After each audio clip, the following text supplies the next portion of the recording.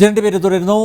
ഞാൻ വീണ്ടും doctor K N ഹരിലാലിലേക്ക് പോവുകയാണ്. ഡോക്ടർ ഹരിലാൽ, ഇപ്പോൾ കിഫ്ബി മസാല ബോണ്ടുകളിലെ ഇടപാടുകൾ ഒക്കെ സുതാര്യമാണെങ്കിൽ ആരൊക്കെ ഇതിൽ ഇൻവെസ്റ്റ് ചെയ്തു എന്ന് വെളിപ്പെടുത്താനുള്ള ബാധ്യത സംസ്ഥാന സർക്കാരിനില്ലേ? മാത്രമല്ല, നേരത്തെ രഞ്ജിത്ത് കാർത്തികേയൻ ചോദിച്ചതുപോലെ എത്ര തുക ഇതിനകം ഡിസ്ബേഴ്സ് ചെയ്തു? ഇപ്പോൾ 50,000 കോടി രൂപയുടെ പദ്ധതികൾ ആണ് വിഭാവനം ചെയ്തിരിക്കുന്നത്. എനിക്ക് തോന്നുന്നു 10,000 കോടി അധികം ഉണ്ട് എന്ന് തോന്നുന്നു. 60,000 കോടി രൂപയുടെ പദ്ധതികളാണ് വിഭാവനം ചെയ്തിരിക്കുന്നത്. അങ്ങനെ പറഞ്ഞതുകൊണ്ട് വികസനം വരില്ലല്ലോ. എവിടെയൊക്കെ തുക ചെലവഴിച്ചു, ഇത് സംബന്ധിച്ച ഒരു സമഗ്ര ചിത്രം അത് പൊതുസമൂഹത്തിന് മുന്നിൽ അവതരിപ്പിക്കാനുള്ള ഉത്തരവാദിത്വവും സംസ്ഥാന സർക്കാരിനില്ലേ? അതുകൊണ്ട് ഉത്തരം കിട്ടാത്ത ചില ചോദ്യങ്ങൾ അവശേഷിക്കുന്നു. ആ ചോദ്യങ്ങൾക്ക് വ്യക്തമായ മറുപടി നൽകേണ്ടതും ധനകാര്യമന്ത്രിയും സർക്കാരുമൊക്കെയല്ലേ? തീർച്ചയായും അങ്ങയുടെ ചോദ്യത്തിലേക്ക് ഞാൻ വരാം.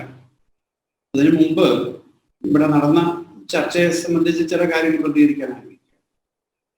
ഒന്ന്, സംസ്ഥാന ധനകാര്യമന്ത്രിയുടെ ബോഡി ലാംഗ്വേജ് കണ്ടാൽ അദ്ദേഹത്തിന് ഇത്തരം കാര്യങ്ങളിലൊന്നും വലിയ ഭയപ്പാടുണ്ടെന്നൊന്നും ആർക്കും തോന്നുന്നു, എനിക്ക് തോന്നുന്നില്ല. അദ്ദേഹം തരത്തിൽ ചോദ്യങ്ങളിൽ നിന്ന് ഒളിച്ചോടുകയല്ലല്ലോ ചെയ്യുന്നത്. CAG ഉന്നയിക്കുന്ന ചോദ്യമാണെങ്കിലും കോടതിയുടെ മുന്നിലുള്ള ചോദ്യമാണെങ്കിലും ED ഉന്നയിക്കപ്പെടാൻ സാധ്യതയുള്ള ചോദ്യങ്ങളാണെങ്കിലും ആ ചോദ്യങ്ങളെല്ലാം കൺഫ്രോണ്ട് ചെയ്യുന്ന, അതിനെല്ലാം ആന്റിസിപ്പേറ്റ് ചെയ്ത് ജനങ്ങളുടെ മുമ്പിൽ അവതരിപ്പിക്കുന്ന, മാധ്യമങ്ങളുടെ മുമ്പിൽ അവതരിപ്പിക്കുന്ന ഒരു സമീപനമാണല്ലോ ധനമന്ത്രി സ്വീകരിച്ചത്.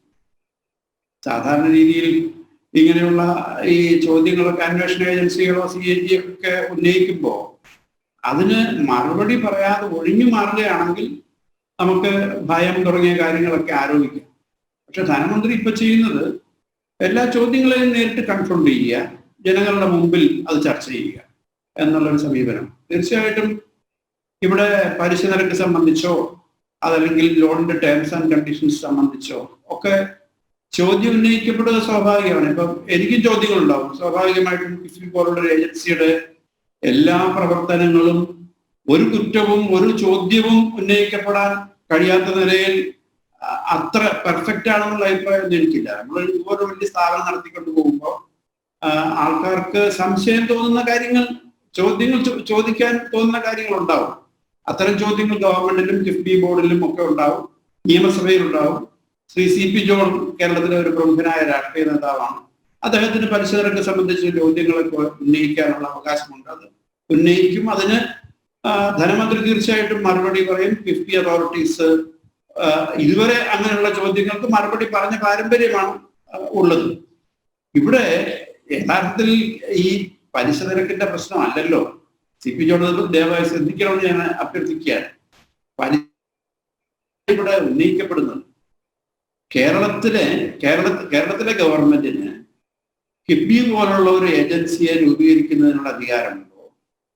ആഭ്യന്തര കമ്പോളത്തിൽ നിന്ന് വായ്പ എടുക്കാനുള്ള അധികാരമുണ്ടോ?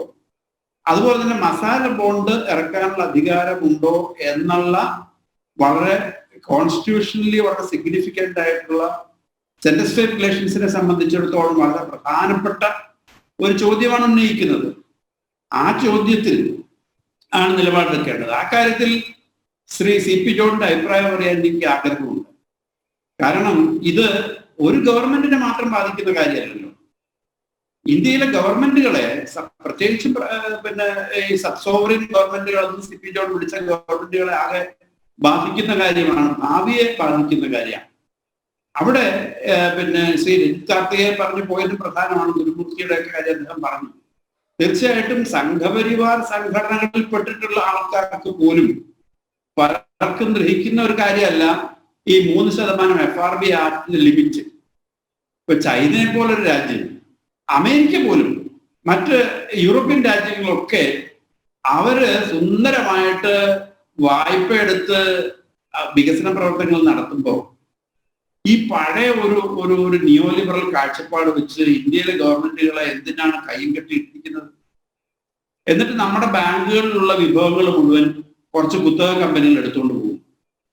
10 ലക്ഷം കോടി രൂപയാണ് നമ്മുടെ പൊതു ബാങ്കുകളുടെ കിട്ടാക്കടം. അത് കൊണ്ടുപോയത് ആരാണെന്നൊക്കെ എല്ലാവർക്കും അറിയാം. ഒരു ഒരു 10-30 കമ്പനികളാണ് ഈ ലക്ഷക്കണക്കിന് കോടി റുപ്യ ബാങ്കുകളിൽ നിന്ന് വായ്പ എടുത്തു കൊണ്ടുപോയി കിട്ടാക്കടമാക്കിയത്. അതിൽ തന്നെ എക്സ്റ്റേണൽ കൊമേഴ്സ്യൽ ബോറോയിങ്സും ഉണ്ട്. നമ്മുടെ മൊത്തം വിദേശ കടത്തിന്റെ ഏകദേശം 35% ഈ കോർപ്പറേറ്റുകൾ എടുത്ത വിദേശ വായ്പയാണ്. എക്സ്റ്റേണൽ കൊമേഴ്സ്യൽ ബോറോയിങ്സ് ECB അനുസരിച്ച് അവർക്കൊക്കെ വായ്പ എടുക്കാം, കിട്ടാക്കടമാക്കാം. കൃത്യമായി കടം വീടുന്ന സംസ്ഥാന ഗവൺമെന്റുകൾക്ക് വായ്പ എടുക്കാൻ കഴിയില്ല. അതല്ലെങ്കിൽ അവരുണ്ടാക്കുന്ന സ്പെഷ്യൽ പർപ്പസ് വെഹിക്കിൾസിന് വായ്പ എടുക്കാൻ കഴിയില്ല എന്നുള്ളതില്ല. വളരെ പരിതാപകരമാണ് രാജ്യത്തിനാകെയും കേരളത്തിൽ. അവിടെയാണ് ശ്രീ രഞ്ജിത്ത് കാർത്തികേയന്റെ അദ്ദേഹത്തിനോട് എല്ലാ ബഹുമാനവും എനിക്കുണ്ട്. അദ്ദേഹത്തിന്റെ ഈ കോടതിക്ക് മുമ്പിലെ പ്രയർ വളരെ സിഗ്നിഫിക്കന്റ് ആവുന്നത്. അദ്ദേഹം തീർച്ചയായിട്ടും ഒരു പക്ഷേ അദ്ദേഹത്തിന്റെ വാദം സമ്മതിക്കാം, ഒരു രാഷ്ട്രീയ ഗൂഢാലോചനയുടെ ഭാഗമായിട്ടല്ല. അദ്ദേഹത്തിന്റെ ഒരു അക്കാഡമിക് ജുഡീഷ്യറി ക്യൂരിയോസിറ്റി, അതായിരിക്കും നിയമപരമായിട്ടുള്ള ഒരു ക്യൂരിയോസിറ്റി ആയിരിക്കും അദ്ദേഹത്തിന് ഈ കേസിലേക്ക് നയിച്ചത്. പക്ഷേ കേരളത്തിലെ ഗവൺമെന്റിന്, ധനകാര്യമന്ത്രിക്ക് അതിൽ രാഷ്ട്രീയം കാണാതിരിക്കാൻ കഴിയില്ല. കാരണം അദ്ദേഹത്തിന്റെ ഈ കേസിന്റെ വിധി, അതിലെ കോടതിയുടെ തീർപ്പ്, കോടതിയുടെ ചർച്ചകളൊക്കെ തന്നെ കേരളത്തിന്റെ വികസനത്തെ ബാധിക്കും. അതിൽ CP ജോണിന്റെ നിലപാട് എന്താണ്, പ്രതിപക്ഷത്തിന്റെ നിലപാട് എന്താണ്, കോൺഗ്രസിന്റെ അഖിലേന്ത്യാ നേതൃത്വത്തിന്റെ നിലപാട് എന്താണെന്നുള്ളത് വളരെ പ്രസക്തമാണ്. ഇവിടെ 1-2 കാര്യങ്ങൾ എനിക്ക് നിർബന്ധമായും പറയേണ്ടതായിട്ടുണ്ട്. അതിലൊന്ന്, ഈ FRDM ആക്ടിനെ വയലേറ്റ് ചെയ്യാനായി, ഇന്ത്യൻ കോൺസ്റ്റിറ്റ്യൂഷനെ വയലേറ്റ് ചെയ്യാനായിട്ട് കിഫ്ബി ഉണ്ടാക്കി എന്നല്ല കാണേണ്ടത്. FRDM ആക്ട് പ്രകാരം സംസ്ഥാന സർക്കാരിന് നേരിട്ട് വായ്പ എടുക്കാനുള്ള ലിമിറ്റ് കൊണ്ടുവന്നു. അത് കേന്ദ്ര ഗവൺമെന്റിനും ബാധകമാണ്. പക്ഷേ കോർപ്പറേറ്റുകൾക്ക് വായ്പ എടുക്കാം, കോർപ്പറേറ്റ് ബോഡികൾക്ക് വായ്പ എടുക്കാം, അതുപോലെ തന്നെ പബ്ലിക് സെക്ടർ യൂണിറ്റ്സിന് വായ്പ എടുക്കാം. അത്തരം വായ്പകൾക്ക് കേന്ദ്ര ഗവൺമെന്റിനും സംസ്ഥാന ഗവൺമെന്റുകൾക്കും ഗ്യാരണ്ടി നിൽക്കാം. ഈ സാധ്യതയാണ്, നിയമം തുറന്നു തരുന്ന സാധ്യതയാണ് കേരള ഗവൺമെന്റ് ഉപയോഗിക്കാൻ വേണ്ടി ശ്രമിച്ചത്. അത് കാലാകാലങ്ങളിലായിട്ട് ഗവൺമെന്റുകൾ ഉപയോഗിച്ചു വരുന്നതാണ്. കിഫ്ബി നിലവിൽ വന്നിട്ട് തന്നെ കുറെ വർഷങ്ങളായി. ഇതിനെ സംബന്ധിച്ച് പല ഓഡിറ്റുകൾ നടന്നു കഴിഞ്ഞതാണ്. ഇത്തരം ഉത്തമ ബോധ്യത്തിന്റെ അടിസ്ഥാനത്തിൽ ഇന്ത്യയുടെ മുൻ CAG ആയിരുന്ന ഉദ്യോഗസ്ഥരും ഇന്ത്യയുടെ സെബിയുടെ നിയന്ത്രണം കൈയാളിയിരുന്ന ഉദ്യോഗസ്ഥരും ഒക്കെ ഉൾപ്പെടുന്ന വിദഗ്ധന്മാരുടെ നേതൃത്വത്തിലല്ലേ ഇത് നടക്കുന്നത്. അപ്പോ അതിനെപ്പറ്റി കോടതിയിൽ ഒരു ചോദ്യം ഉന്നയിക്കുന്നത് തീരെ ഒരു രാഷ്ട്രീയ ഇന്റൻഷനും ഇല്ലാതെയാണെന്ന് പറയുന്നത് സമ്മതിച്ചാലും അതിന്റെ ആക്ച്വൽ ഇംപ്ലിക്കേഷൻസ് പൊളിറ്റിക്കലാണ്. അതാണ് തീർച്ചയായിട്ടും ഇവിടെ ഇത് വിവാദമാക്കുന്നതിന്റെ ധനമന്ത്രി തന്നെ അതിനെ, ആ ചോദ്യത്തിനെ അങ്ങോട്ട് കയറി കൺഫ്രോണ്ട് ചെയ്യുന്നതിന്റെ. അല്ല ഡോക്ടർ KN ഹരിലാൽ, കേരളത്തിലെ ഓരോ പൗരനും അറിയണ്ടേ? കാരണം ഇപ്പൊ കിഫ്ബി എന്ന അന്തരീക്ഷത്തിൽ ഇങ്ങനെ കേൾക്കുന്നു. പക്ഷേ ഇതെന്താണ്, ഇതിൽ അകത്തെന്താണ് നടക്കുന്നത്? എങ്ങനെയാണ് വിദേശത്ത് നിന്ന് ഇത്രയും കൂടുതൽ തുക കൊടുത്ത് വായ്പയ്ക്ക് എടുക്കുന്നത്? ഇത് സംബന്ധിച്ച കാര്യങ്ങളൊക്കെ അറിയാനുള്ള ആഗ്രഹം, താല്പര്യം ഓരോ പൗരനും ഉണ്ടാവും. സ്വാഭാവികമായും രഞ്ജിത്ത് കാർത്തികേയൻ അദ്ദേഹം ഒരുപക്ഷെ ഏതെങ്കിലും ഒരു പ്രസ്ഥാനത്ത് വിശ്വസിക്കുന്നുണ്ടാവും. അതുകൊണ്ട് മാത്രം, അതിൻ്റെ അടിസ്ഥാനത്തിൽ മാത്രം ഇത് രാഷ്ട്രീയ പ്രേരിതമാണെന്ന് പറയാൻ പറ്റുമോ? ഇവിടെ ഞാൻ നേരത്തെ ചോദിച്ചത് അത് തന്നെയാണ്. ഈ നടപടിക്രമങ്ങളൊക്കെ സുതാര്യമാണെങ്കിൽ എന്തിനാണ് ഭയപ്പെടുന്നത്? കോടതിയിൽ വരട്ടെ, അല്ലെങ്കിൽ അന്വേഷണം വരട്ടെ, എൻഫോഴ്സ്മെൻറ്റ് ഡയറക്ടറേറ്റ് വരട്ടെ, ഞങ്ങളുടെ കൈകൾ ശുദ്ധമാണ് എന്ന് സർക്കാരിന് കൂടി തെളിയിക്കാനുള്ള, അല്ലെങ്കിൽ ധനകാര്യമന്ത്രിക്ക് കൂടി തെളിയിക്കാനുള്ള ഒരു സുവർണ അവസരമായി അതിനെ എടുത്തുകൂടെ? അങ്ങൊരു കാര്യം മനസ്സിലാക്കണം. ഈ കിഫ്ബി സംബന്ധിച്ച് സുതാര്യത കുറവൊന്നുമില്ല. കാരണം കേരള നിയമസഭ പാസാക്കിയ ഒരു നിയമമാണ്. കേരള നിയമസഭയിൽ പലതവണ തലനാരിഴ കീറി ഇതിന്റെ കാര്യങ്ങൾ ചർച്ച ചെയ്തിട്ടുള്ളതാണ്. പ്രഗത്ഭരായ. പക്ഷേ അങ്ങനെ സുതാര്യമാണെങ്കിൽ താങ്കൾ എൻ്റെ ചോദ്യത്തിന് ഉത്തരം ഇതുവരെ തന്നില്ല.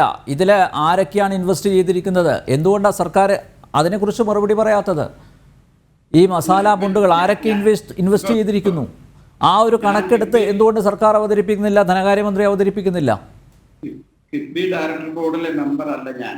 പക്ഷെ കേരള നിയമസഭ കൂടിയിട്ട് ആ സഭയിൽ എവിടെ നിന്നെല്ലാമാണ് വായ്പ എടുത്തിരിക്കുന്നത്, ഏത് നിരക്കിലാണെന്ന് പറയാനുള്ള ബാധ്യത കേരളത്തിലെ ധനമന്ത്രിക്കുണ്ട്, ധനകാര്യ സെക്രട്ടറിക്കുണ്ട്. അത് കേരള നിയമസഭയുടെ ചോദ്യങ്ങൾക്ക് അതീതമായ ഒരു കാര്യമല്ല. അതുപോലെ തന്നെ ഇപ്പോ CAG-യുടെ സാധാരണ രീതിയിൽ ഗവൺമെന്റ് ഏജൻസികളെ മുഴുവൻ, പൊതുപ്പണം സ്വീകരിക്കുന്ന ഏജൻസികളെ മുഴുവൻ ഓഡിറ്റ് ചെയ്യുന്ന വകുപ്പ് അനുസരിച്ച് ഈ ചോദ്യങ്ങളെല്ലാം ഉന്നയിക്കുകയും CAG-യുടെ അധികാരികൾക്ക് കിഫ്ബിയുടെ മുഴുവൻ രേഖകളും തുറന്നിട്ട് കൊടുക്കുകയും പാസ്വേഡ് പോലും കൊടുക്കുകയും ചെയ്തു. അപ്പൊ സുതാര്യതയില്ല എന്നുള്ള ഒരു നിലപാടൊന്നും നമുക്ക് എടുക്കാൻ കഴിയില്ല. ആകെ ഇപ്പോ ഈ രഞ്ജിത്ത് കാർത്തികേയൻ അദ്ദേഹം ഒരു നല്ല അക്കാഡമിക് മികവുള്ള ഒരു CA ആണ്. വലിയ അക്കൗണ്ടിങ് ഫേമുകളൊക്കെ നടത്തുന്ന ആളാണ്. അദ്ദേഹത്തിന് ഈ രംഗത്ത് എക്സ്പെർട്ടൈസ് ഉണ്ട്. അദ്ദേഹത്തിന്റെ ഈ ഒരു കൗതുകത്തെ ഞാൻ അപ്രീസിയേറ്റ് ചെയ്യും. ഇത് ഏതെങ്കിലും തരത്തിൽ ഭരണഘടനയ്ക്ക് വിരുദ്ധമാണോ എന്നുള്ളത്. അത് കേരള ഗവൺമെന്റ് നിയമസഭ ബോധ്യപ്പെട്ടിട്ടാണ് ഒരു നിയമം കൊണ്ടുവന്നിട്ടുള്ളത്. അത് പലതവണ CAG ഓഡിറ്റ് ചെയ്തിട്ടുള്ളതാണ്. എങ്കിൽ പോലും ഒരു പൗരൻ എന്ന നിലയ്ക്ക് ആ ചോദ്യം ഉന്നയിക്കാനുള്ള അവകാശത്തെ ഞാൻ ബഹുമാനിക്കുന്നു. പക്ഷേ ആ ചോദ്യം ഉന്നയിക്കുമ്പോൾ അതുമായി വരുന്ന വലിയ പ്രത്യാഘാതങ്ങൾ കണ്ടുകൊണ്ട് കേരള ഗവൺമെന്റിനെ ഡിഫെൻഡ് ചെയ്യാൻ, കേരളത്തെ ഡിഫെൻഡ് ചെയ്യാൻ, കേരളത്തിന്റെ ഈ 50,000-56,000 കോടി രൂപയുടെ വികസന പ്രവർത്തനങ്ങളെ ഡിഫെൻഡ് ചെയ്യാനുള്ള ഉത്തരവാദിത്വം അത് ധനമന്ത്രി ചെയ്തില്ലെങ്കിലാണ് അദ്ദേഹം വലിയ പിഴവ് വരുത്തുന്നത്. അദ്ദേഹത്തിന് അതിനുള്ള ഉത്തരവാദിത്വം ഉണ്ടല്ലോ. ജനങ്ങളെ ഈ കേരളത്തിലെ മുഖ്യമന്ത്രിയെയും ധനമന്ത്രിയെയും ജനങ്ങൾ തെരഞ്ഞെടുത്തതല്ലേ, ജനങ്ങളോട് അവർക്ക് ഉത്തരവാദിത്വമില്ലേ? അപ്പോൾ തീർച്ചയായിട്ടും ഇത്തരം ഒരു പ്രശ്നം ഉന്നയിക്കുമ്പോൾ അവർ നേരിട്ട് വന്ന് കൺഫ്രോണ്ട് ചെയ്ത് അതിന് ഡിബേറ്റ് ചെയ്യണം, അതിനെ അവര് കൈകാര്യം ചെയ്യണം. അതൊരു സുതാര്യതയുടെ ഭാഗമാണ്. ഇവിടെ നേരത്തെ അങ്ങ് ഉന്നയിച്ച വേറൊരു ചോദ്യമുണ്ട്, അതായത് പണം മൊത്തം ചെലവഴിച്ചോ? തീർച്ചയായിട്ടും ഇല്ല. ഇത് ഒരു എല്ലാ പ്രോജക്റ്റുകളും ആരംഭിച്ചിരിക്കുന്നു, ഒരു നല്ല സംഖ്യ പ്രോജക്റ്റുകൾ ആരംഭിച്ചിരിക്കുന്നു, ടെൻഡർ നടപടികൾ കഴിഞ്ഞു, പ്രവൃത്തി നടന്നുകൊണ്ടിരിക്കുകയാണ്.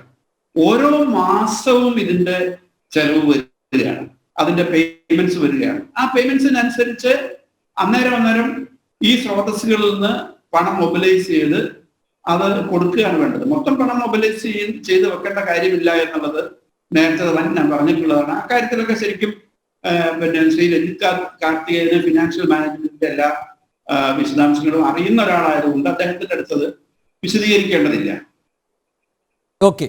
അപ്പോ ഞാൻ ഒരു നിമിഷം താങ്കളിലേക്ക് വരാം. അതിനു മുമ്പ് ഒരു ഇടവേളയിലേക്ക് കൂടി പോകേണ്ടിയിരിക്കുന്നു. ഉടൻ തിരിച്ചു വരാം. പേര് തുടരുന്നു. Shri Ranjith Karthikeyan, your intention is still questioned. അതായത് താങ്കൾ എന്തിനാണ് കോടതിയെ സമീപിച്ചത് എന്ന കാര്യത്തിൽ ഇപ്പോഴും ചില സംശയങ്ങൾ അവശേഷിക്കുന്നു. അതിൻ്റെ ആവശ്യമില്ല എന്നാണ് ശ്രീ ഹരിലാലിനെ പോലുള്ള സാമ്പത്തിക വിദഗ്ധർ പറയുന്നത്. അവിടെയും വികസനത്തെ തടസ്സപ്പെടുത്തുന്ന ചില ശ്രമങ്ങൾ, രാഷ്ട്രീയ പ്രേരിതമായിട്ടുള്ള ശ്രമങ്ങൾ, അതിൻ്റെ ഭാഗമായിട്ടാണോ ഇത്തരത്തിലുള്ള ഒരു നീക്കം എന്നൊക്കെ സംശയിക്കുന്നുണ്ട്. ഞാൻ നേരത്തെ ഡോക്ടർ KN ഹരിലാൽ ഒരു നിമിഷം ഒരു കാര്യം കൂടി ഞാൻ ചോദിച്ചോട്ടെ. ഡോക്ടർ ഹരിലാലിനോട് ഞാൻ ചോദിച്ചു, ഇതിപ്പം സുതാര്യമാണെങ്കിൽ, സുതാര്യമാണെന്നൊക്കെ പറയുന്നു, പക്ഷേ എങ്കിലും ആരൊക്കെ ഇൻവെസ്റ്റ് ചെയ്തു എന്ന കാര്യത്തിൽ ഒരു വ്യക്തത വരുത്തുന്നില്ല. അത് സംബന്ധിച്ചുള്ള വെളിപ്പെടുത്തലുകളൊന്നും ധനമന്ത്രിയുടെ ഭാഗത്തു നിന്നും ഉണ്ടാവുന്നില്ല. അത് അദ്ദേഹം തന്നെയാണ് പറയേണ്ടത്. അത് സംബന്ധിച്ചുള്ള ആശങ്കകളും താങ്കൾക്കുണ്ടോ? ഇതിനകത്ത് നേരത്തെ ഹരിലാൽ സാർ പറഞ്ഞു, വളരെ വ്യക്തമാണ്. അതായത് ഒരു ടെക്നിക്കൽ ഗ്രൗണ്ടിൽ കേരളത്തിൻ്റെ വികസനത്തെ മുരടിപ്പിക്കാൻ സാധ്യതയുള്ള ഒരു കേസ് കൊടുക്കുന്നത് ശരിയാണോ? ആസ് എ മലയാളി, ഒരു കേരളൈറ്റ്, ഒരു ചാർട്ടേഡ് അക്കൗണ്ടന്റ്, ഈ വികസനമൊക്കെ ഡയറക്റ്റ് ഒരു പക്ഷേ അതിൻ്റെ ബെനിഫിറ്റ് അനുഭവിക്കേണ്ട ഒരാൾ എന്നുള്ള നിലയ്ക്കും ശരിയാണ്. അദ്ദേഹം റേസ് ചെയ്ത വളരെ വളരെ വാലിഡ് പോയിന്റാണ്. പക്ഷേ അറ്റ് വാട്ട് കോസ്റ്റ്? നേരത്തെ CP ജോൺ സാർ പറഞ്ഞു, അദ്ദേഹം 9.723% ആണ് ഈ പറയുന്ന നമ്മളെടുത്ത ലോണിൻ്റെ റേറ്റ് ഓഫ് ഇൻട്രസ്റ്റ്. ഈ 9.723% അല്ല സാർ, അതിൻ്റെ ഒരു ഇനീഷ്യൽ കോസ്റ്റ് ഈ പറയുന്ന നമ്മൾ ലണ്ടനിൽ പോയി മണിയടിച്ചതിന് 40 കോടി രൂപയായി സാർ. അതിൻ്റെ എല്ലാം കൂടെ നോക്കുകയാണെങ്കിൽ ഏതാണ്ട് 20 ബേസിസ് പോയിന്റ് കൂടും സാർ. അപ്പോൾ എങ്ങനെയാണ് ഈ പറയുന്ന 10% മുകളിലുള്ള ഒരു പലിശ കൊടുത്ത് നമുക്ക് ഈ കേരളത്തിൻ്റെ ഡെവലപ്മെൻറ്റ് ഉണ്ടാക്കുന്നത്? ഇത് ഡെഫിനറ്റായിട്ട് ഞാൻ ക്വസ്റ്റ്യൻ ചെയ്യണ്ടേ? ഞാൻ എടുക്കുന്ന ഡൊമൈനിൽ, ഞാൻ വർക്ക് ചെയ്യുന്ന ഡൊമൈനിൽ, ഞാൻ ഒരു പൗരൻ എന്നുള്ള നിലയ്ക്ക് എൻ്റെ രാഷ്ട്രീയം എന്തോ ആയിക്കൊള്ളട്ടെ. അപ്പം നാച്ചുറലി അതൊരു ക്വസ്റ്റ്യൻ ചെയ്യേണ്ടതാണ്. കാരണം ഇറസ്പോൺസിബിൾ ഫിനാൻഷ്യൽ മാനേജ്മെന്റ് ആണെന്ന് എനിക്ക് തോന്നി. നാച്ചുറലി അതിനകത്ത് ഈ പറയുന്ന ക്വസ്റ്റ്യൻ ചെയ്തു എന്നുള്ളതിനെ പറ്റി എൻ്റെ കൗതുകം മാത്രമല്ല. ആ കൗതുകം എന്ന് പറയുന്നത് രാഷ്ട്രീയം മാത്രമല്ല, രാഷ്ട്രീയം ഒട്ടുമേ അല്ല. അതിനകത്തുള്ളതെന്ന് പറയുന്നത് അതിൻ്റെ ഒരു പ്രൊപ്രൈറ്റി ഉണ്ടായിരുന്നു. അതിനകത്ത് ലോക്കലി നമുക്ക് ഈ പറയുന്ന ഒരുപാട് സോഴ്സസ് ഓഫ് റവന്യൂ ഉണ്ടാക്കുക. അതായത് എനിക്ക് തോന്നുന്നു K S R T C പോലും എന്ന് പറയുന്നതിൻ്റെ കാരണം എന്ന് പറഞ്ഞു കഴിഞ്ഞാൽ വളരെ ഫിനാൻഷ്യലി വീക്കായിട്ടുള്ള ഓർഗനൈസേഷൻസ് ഒരു 3000 കോടി 3100 കോടി രൂപ ഈ കാലഘട്ടത്തിൽ പിരിച്ചിട്ടുണ്ട്, 9% താഴെ. അപ്പോൾ ഇതിനകത്ത് എന്തോ ഗൂഢമായ ലക്ഷ്യമില്ലേ എന്ന് സംശയിക്കുന്നതിൽ എന്താ തെറ്റ്? രണ്ടാമത്തെ കാര്യം, ഈ പറയുന്ന കേന്ദ്ര ഗവൺമെന്റ് ഇതിനകത്ത് ഞാനൊന്ന് ഗൂഗിൾ ചെയ്ത് നോക്കിയപ്പോഴത്തേക്ക് എനിക്ക് കിട്ടിയത്, ഒരു എക്കണോമിക് ടൈംസ് 2017 ഒരു ന്യൂസ് ഐറ്റം ഞാൻ വായിച്ച് കേൾപ്പിക്കാം. April 19, 2017 the government today allowed state entities to borrow directly from bilateral overseas lending agencies like JICA to fund infrastructure projects. പക്ഷേ അതിനകത്ത് ഒരു കണ്ടീഷൻ അവർ പറയുന്നത്, the government has approved policy deadlines to allow financially sound government entities to borrow directly from bilateral ODA, official development assistance partners. അപ്പോൾ ഇതിനകത്ത് financially sound ആയിരിക്കണം, officially അംഗീകരിച്ചിട്ടുള്ള പാർട്ട്ണറിൻ്റെ നിന്നായിരിക്കണം. അപ്പോൾ ഇതിനകത്ത് ഒരു ഡെഫിനറ്റ് ആയിട്ടൊരു ഗൈഡ് ലൈൻ വന്നിട്ടുണ്ട് 2017. അപ്പോൾ ഈ പറയുന്ന സെൻട്രൽ ഗവൺമെന്റ് ഒരു കോഓപ്പറേറ്റീവ് ഫെഡറലിസത്തിന് അഗൻസ്റ്റ് ആയിട്ടുള്ള ഗവൺമെന്റ് ആണെന്ന് ഞാൻ വിശ്വസിക്കുന്നില്ല. പക്ഷേ അത് ഫിനാൻഷ്യലി സൗണ്ട് ആയിട്ടുള്ള ഒരു ഗവൺമെന്റ് ആയിരിക്കണം. 2, ഒഫീഷ്യലി ഒരു അറേഞ്ച്മെന്റ് ഉള്ള പാർട്ട്ണറുമായിട്ടായിരിക്കണം. ക്രിട്ടിക്കൽ ആയിട്ടുള്ള ഇൻഫ്രാസ്ട്രക്ചർ പ്രോജക്ട്സ് ആയിരിക്കും. തോന്നിയവാസം എടുത്ത് ചിലവാക്കാൻ ഒക്കുന്ന പ്രോജക്ട്സിനായിരിക്കരുത്. അങ്ങനെയുള്ള പ്രോജക്റ്റിനെ പറ്റി കൃത്യമായ ഗൈഡ് ലൈൻ ഉണ്ട്. ആ ഗൈഡ് ലൈൻ അനുസരിച്ചാണെങ്കിൽ ഈ ഓവർസീസ് നമ്മൾ പണം വാങ്ങിച്ചു എന്ന് പറയുന്നതിനകത്ത് നമുക്ക് യാതൊരു തർക്കവും ഇല്ല. മസാല ബോണ്ട് എന്ന് പറയുന്നത് വളരെ ബ്രില്യൻ്റ് ആയിട്ടുള്ളൊരു ഇൻസ്ട്രുമെൻ്റ് ആണ്. ആ ബ്രില്യൻ്റ് ഇൻസ്ട്രുമെൻ്റ് എന്ന് പറയുന്നതിന് കാരണം എന്ന് പറഞ്ഞാൽ ഈ റുപ്പി ഡിപ്രീസിയേഷൻ അതിനെ അഫക്റ്റ് ചെയ്യുന്നില്ല.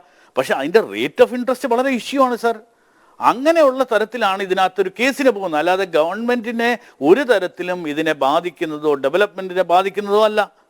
പക്ഷേ ഇവിടുത്തെ ക്വസ്റ്റ്യൻസ് ഒന്നും ആൻസർ ചെയ്യുന്നില്ല. ഈ പറയുന്ന ശരീരഭാഷയൊന്നും അല്ല ഇതിനകത്തെ ആൻസർ. ഇവിടുത്തെ ആൻസർ എന്ന് പറയുന്നത് ഇതിൻ്റെ എനിക്ക് തോന്നുന്നു 2019 മാർച്ച് 27 മറ്റോ ആണ് ഈ മസാല ബോണ്ട് നമ്മൾ റിയലൈസ് ചെയ്യുന്നത്. മസാല ബോണ്ട് റിയലൈസ് ചെയ്യുമ്പോൾ അന്ന് ആ 31 മാർച്ചിൻ്റെ ബാലൻസ് ഷീറ്റ് എടുത്ത് നോക്കുകയാണെങ്കിൽ ഏതാണ്ട് 4000 കോടി രൂപയാണ് ക്യാഷ് ആൻഡ് ബാങ്ക് ബാലൻസ് വെച്ചിരിക്കുന്നത്. അതിൻ്റെ അടുത്ത വർഷം നമ്മൾ നോക്കുകയാണെങ്കിൽ ഏതാണ്ട് 6000 കോടിയുണ്ട്. അപ്പോൾ ഈ 200 കോടി രൂപയോളം നമ്മൾ ചിലവാക്കി എന്തിനാണ് ബാങ്കിലിട്ടിരിക്കുന്നത്? 7%, 7.5% പലിശയ്ക്ക്. അത്രയും തന്നെ ഉണ്ടോ എന്ന് എനിക്കറിയില്ല. അപ്പോൾ ഇതിൻ്റെ ടോട്ടൽ വർക്കിങ്ങിനെ പറ്റി ഒരു സംശയമുണ്ട് സാർ. അങ്ങനെ ഒരു സംശയമുള്ള രീതിയിൽ തന്നെയാണ് ഇതിനകത്ത് ഓഡിറ്റ് വേണമെന്നൊരു നിഷ്കർഷം നമ്മൾ പറയുന്നത്. അപ്പോൾ ഇതെന്ന് പറയുന്നത് പബ്ലിക്കിൻ്റെ പൈസയാണ്. അല്ലാതെ ഒരു സർക്കാർ എന്ന് പറയുന്നത് ഞാനും കൂടെ ഉൾപ്പെടുന്ന സർക്കാരാണ്. അതാണ് എൻ്റെ ശ്രീ രഞ്ജിത്ത് കാർത്തികേയൻ ഒരു നിമിഷം. ശ്രീ രഞ്ജിത്ത് കാർത്തികേയൻ അതിന് ഈ ധനകാര്യമന്ത്രി അദ്ദേഹത്തിൻ്റെ ഫേസ്ബുക്ക് പോസ്റ്റിൽ പറയുന്നത്, അതായത് ഇപ്പോൾ CAG ഓഡിറ്റ് നടക്കുമ്പോൾ കിഫ്ബി എടുത്ത ആകെ വായ്പകൾ 3000-ൽ പരം കോടി രൂപയാണ്. എന്നാൽ അതിനേക്കാൾ കൂടുതൽ തുക നികുതി വിഹിതമായി സർക്കാർ നൽകിയിട്ടുണ്ട്. സർക്കാർ നൽകിയ 2500 കോടി രൂപയുടെ കോർപ്പസ് ഫണ്ട് കൂടി ചേർത്താൽ 5871 കോടി രൂപ കിഫ്ബിക്ക് ബജറ്റ് രേഖപ്രകാരം നൽകിയിട്ടുണ്ട്. എങ്ങനെയാണ് ഈ സ്ഥിതിവിശേഷം ഭാവിയുടെ മേൽ പ്രത്യക്ഷ ബാധ്യതയായി മാറുന്നത് എന്നാണ് അദ്ദേഹം ചോദിക്കുന്നത്. അനിലെ, ഞാൻ ചോദിക്കുന്നത് നമ്മൾ ഇതൊന്നും അല്ലല്ലോ ചോദിച്ചത്. നമ്മൾ വളരെ സിമ്പിളായിട്ടുള്ള ക്വസ്റ്റ്യൻ അല്ലേ. അതായത് ഈ പറയുന്ന C&AG ഓഡിറ്റ് ചെയ്യാൻ പറ്റാത്തത് എന്താണെന്നല്ലേ ചോദിക്കുന്നത്. 22 അനുസരിച്ച് ടെക്നിക്കലായിട്ട് അതിനെന്താണ് ഇത്രയും വാദമുഖങ്ങൾ? ടോട്ടൽ ആയിട്ടുള്ള കോംപ്രിഹെൻസീവ് ഓഡിറ്റ് ഇത് ഗവൺമെൻറ്റിൻ്റെ പൈസ തന്നെയാണ്. CM ആണ് അതിൻ്റെ ചെയർമാൻ. അതിൻ്റെ എക്സഫീഷ്യോ സെക്രട്ടറി എന്ന് പറയുന്നത് CEO എന്ന് പറയുന്നത് എക്സഫീഷ്യോ പൊസിഷനാണ്. ഗവൺമെൻറ്റാണ് ഡിസിഷൻസ് എടുക്കുന്നത്. ഈ പറയുന്ന 10-12 കാര്യങ്ങൾ ഇന്നലത്തെ ഒരു പത്രത്തിൽ വന്നതിനെ പറ്റി റിബട്ടൽ ഉണ്ടായിട്ട് ഇന്ന് വളരെ വലിയ ഇംഗ്ലീഷിലും മലയാളത്തിലും ഫേസ്ബുക്ക് പോസ്റ്റ് ഉണ്ട് കിഫ്ബിയുടെ തന്നെ. അപ്പോൾ ഇതിൻ്റെയൊക്കെ ആവശ്യം എന്താ? ഞാൻ ചോദിക്കുന്നത്, ഞാനും നിങ്ങളും മുടക്കുന്ന പണത്തിൻ്റെ ആ നികുതി ഉപയോഗിച്ച് ചെയ്യുന്ന ഡെവലപ്മെൻറ്റൽ ആക്ടിവിറ്റീസിൻ്റെ എന്തുകൊണ്ട് അങ്ങനെ ഒരു C&AG പോലുള്ള ഭരണഘടനാ സ്ഥാപനത്തിന് ഓഡിറ്റ് ചെയ്തുകൂടാ? ഇത് ചോദിക്കുമ്പോൾ 100 കാര്യങ്ങളും ന്യായങ്ങളും പറഞ്ഞാൽ കേന്ദ്രം അതിനെ സമ്മതിക്കുന്നില്ല, അങ്ങനെയൊക്കെ പറയുന്നതിലാണ് നമുക്കുള്ള പ്രോബ്ലം. അല്ലാതെ ഇത് ഈ പറയുന്ന അഴിമതി ഉണ്ടോ ഇല്ലയോ എന്ന് സംശയം തോന്നിയാൽ അതിന് ഈ പറയുന്ന രാമരാജ്യത്തിൽ പറയുന്നതാണ്. നമുക്കിപ്പോഴും ഈ പറയുന്ന കാര്യങ്ങൾക്കൊന്നും ഉത്തരം പറയാതെ ഇത് ആൻസറബിൾ, ഒരു സർവൻ്റ് ആയിട്ടാണ്, ഇതൊരു സർവീസ് ആയിട്ടാണ് ഗവൺമെൻറ് ഇരിക്കുന്നത്. ഞാനും നിങ്ങളും ഉൾപ്പെടുന്ന സമൂഹത്തിന് ആൻസറബിൾ ആണ്, നമ്മൾ തന്നെയാണ് ഗവൺമെൻറ്. അപ്പം അതിന് ഉത്തരം പറയാതെ ഒരുപാട് ഗൂഢാലോചനയാണെന്നൊക്കെ പറയുന്നത് ഇസ് ടോട്ടലി റോങ്. അത് അദ്ദേഹത്തിനെ പോലുള്ളൊരു ഒരു വലിയ ഹൈ പൊസിഷനിൽ ഇരിക്കുന്നയാൾ, അദ്ദേഹത്തെ പോലെ ആളുകൾ റെസ്പെക്ട് ചെയ്യുന്ന ഒരാൾ പറയുമ്പോഴേ ഉള്ളൂ പ്രോബ്ലം. ഇപ്പം ഈവൻ ഹരിലാൽ സാറ് പോലും ഒരു വെഹമെൻ്റ് ആയിട്ട് അതിനെ ഡിഫെൻഡ് ചെയ്യാത്തതിൻ്റെ കാരണവും അത് തന്നെയാണ്. കാരണം അദ്ദേഹത്തിന് വളരെ കൃത്യമായിട്ട് അറിയാം ഇതൊന്നും അന്യായമായ ചോദ്യങ്ങളല്ല ചോദിച്ചിരിക്കുന്നത്. ഇതിനെ അനാവശ്യമായി പൊളിറ്റിസൈസ് ചെയ്ത് ആ പൊളിറ്റിക്കൽ ഒരു ആംഗിൾ ഉണ്ടാക്കി ഒരു കൺഫ്യൂഷൻ ഉണ്ടാക്കുക, അത് ശരിയല്ല. ഇതിനകത്ത് വളരെ സിമ്പിളായിട്ടുള്ള കാര്യം, കിഫ്ബി സ്പെൻഡ് ചെയ്തിട്ടുണ്ടോ? അദ്ദേഹം കൃത്യമായിട്ടുള്ള ആൻസർ പറഞ്ഞിട്ടില്ല.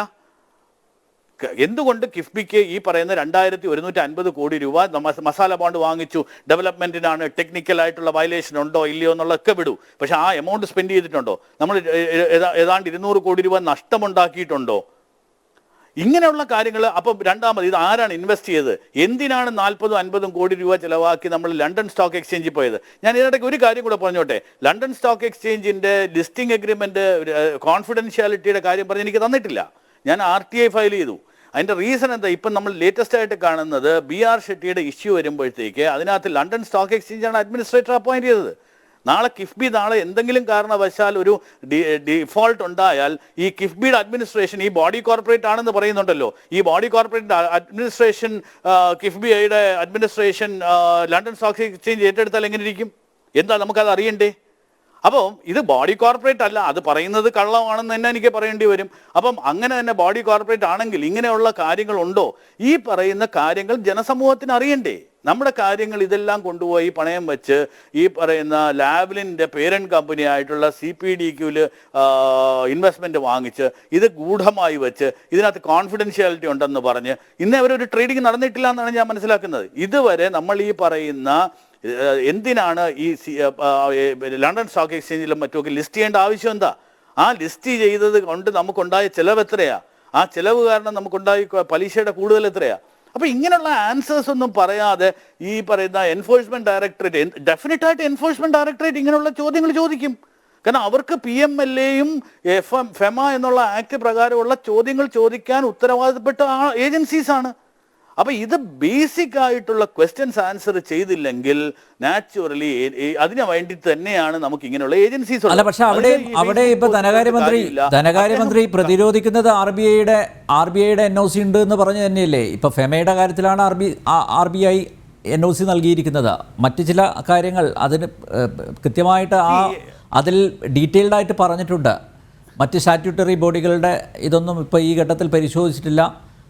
അതുകൊണ്ട് തന്നെ ഇതൊരു ഒരു ഫൈനൽ ഒരു ഫൈനലായിട്ടുള്ള ഒരു ക്ലിയറൻസ് അല്ല, ഒരു ചിട്ടല്ല എന്ന് കൃത്യമായിട്ട് പറഞ്ഞിട്ടുണ്ട്.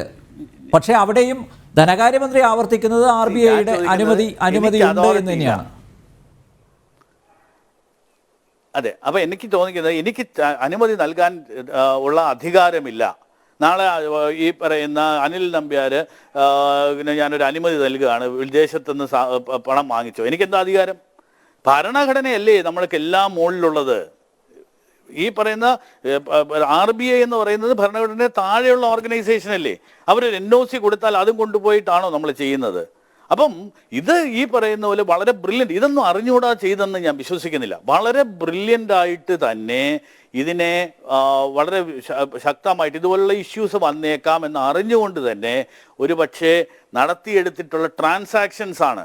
അതിനകത്തുള്ളതാണ് ഇപ്പോഴും നമുക്ക് മനസ്സിലാകുന്നത്. വളരെയധികം ഇത്രയും ഭയപ്പാടുണ്ടാകും, ഇത്രയും ഒച്ചപ്പാടുണ്ടാക്കുകയും ഉണ്ടാകുന്ന സമയത്ത് നമുക്ക് മനസ്സിലാകുന്നത് ഇതിൻ്റെ എക്സ്പെൻഡിച്ചർ ഏതാണ്ട് എനിക്ക് തോന്നുന്നു 10, 5, 5,000, 6,000 കോടി രൂപയാണ് ഇതൊരു എക്സ്പെൻഡ് ചെയ്തിരിക്കുന്നത്. ഈ എക്സ്പെൻഡിച്ചറിനകത്ത് ഞാൻ ചിലപ്പോൾ എൻ്റെ കണക്ക് തെറ്റായിരിക്കാം, പക്ഷേ എന്നാലും അങ്ങനെ വലിയൊരു എക്സ്പെൻഡിച്ചർ 50,000 കോടിയുടെ എക്സ്പെൻഡിച്ചർ ഒന്നും നടത്തിയിട്ടില്ല. ആ നടത്താത്തില്ലാത്ത വെറുതെ പ്രോജക്റ്റുകൾ പറഞ്ഞിട്ട് ആളുകളുടെ ഇതിന് ഘടകം വഹിക്കുന്നത് ഇത് എന്ന് പറഞ്ഞ് നമുക്ക് നെപ്പോട്ടിസം നടത്താനോ ഈ നോമിനേഷൻ വഴി കോൺട്രാക്ട് കൊടുക്കാനും മാത്രം ഒരു ഏജൻസി ഉണ്ടാക്കി. ഈ കിഫ്ബി എന്ന് പറയുന്നത് ഇന്നൊന്നുമില്ലല്ലോ, 1999 മുതലുണ്ട് എന്ന് പറയുന്നത് ശരിയാണ്. KRFB എന്ന് പറയുന്ന ഒരു ഓർഗനൈസേഷൻ ആയിരുന്നു ഉണ്ടായിരുന്നത്. ഈ KRFB എന്നുള്ള ഓർഗനൈസേഷൻ പൂട്ടിപ്പോകാൻ പോകുന്നു.